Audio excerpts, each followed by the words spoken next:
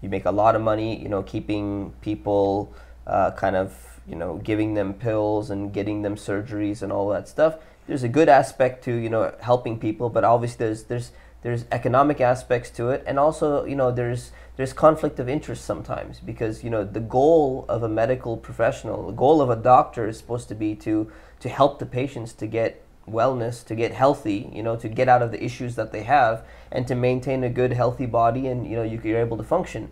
But there's that conflict between, you're a surgeon, I want to upgrade my Mercedes, I want the latest model. If I don't give this guy surgery, I'm going to be making, 10,000, 20,000 less. Just add a little extra surgery in there. I can make an extra 20K, 10K, whatever it is.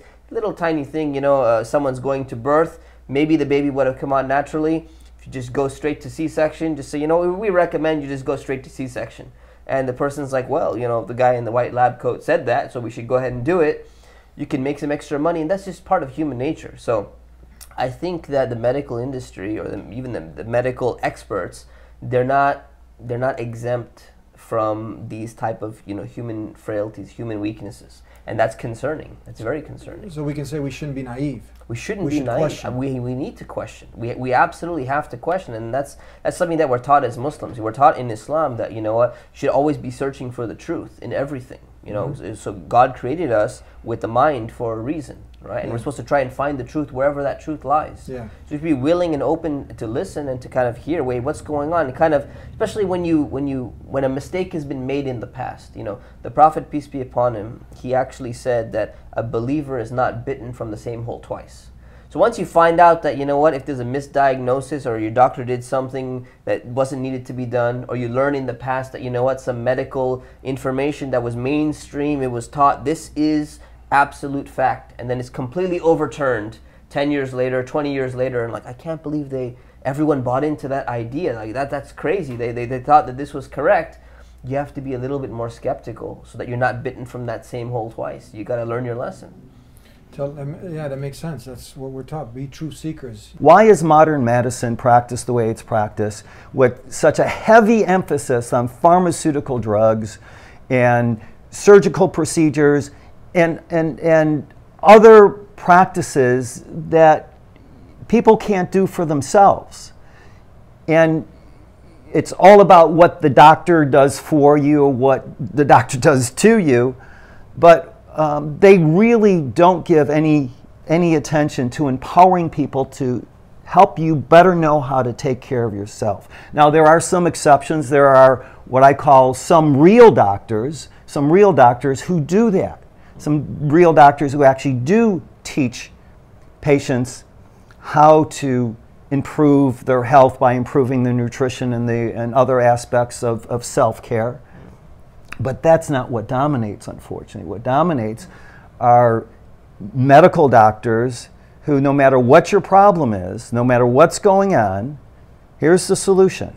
It's a prescription, or it's a series of prescription drugs. And there's a place for that, but there's no drug that was ever developed that addresses the cause of any health problem. Not even antibiotics. Some people might say, well, antibiotics address the cause of the problem because they directly kill germs that can cause infection. But wait a second, human beings have an immune system. Your immune system is supposed to be the main protection against any type of infection. So when someone gets an infection, consider that their immune system was too weak to do what it needed to do. The immune system got compromised somehow. And antibiotics can certainly kill germs and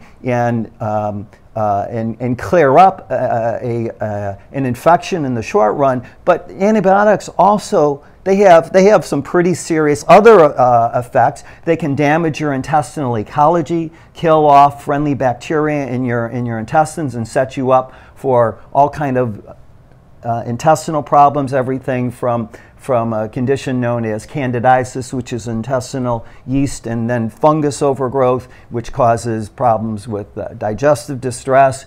And antibiotics also, they not only have this adverse effect in killing the probiotic friendly bacteria that everybody needs for healthy digestive and intestinal health, they also can weaken your own immune system response.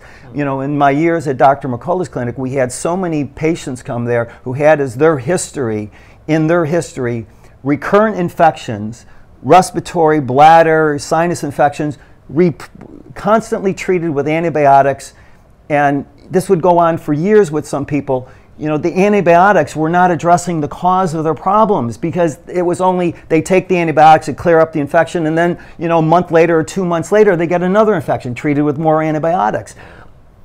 Consider that this is not medical science, this is a business model.